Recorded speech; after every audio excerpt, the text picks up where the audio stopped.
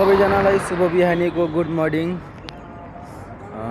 आज चाहिँ हाम्रो सफर सिमलाको रहेको छ, देख्न सक्नुहुन्छ। यो चाहिँ हामी आएको बस हो चण्डीगढदेखि, अनि त्यो चाहिँ सिमलादेखि आएको बस चण्डीगढ तरफ जाँदैछ।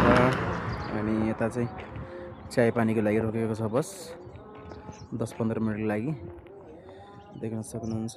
अनि हाम्रो चाहिँ थोरै काम परेर यता सिमलातिर जाँदैछ।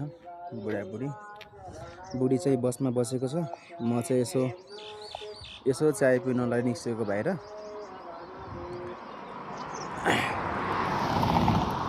अहिले 7 बजेको छ, घाम हेर्नु न यस्तो टाढो लागेको छ।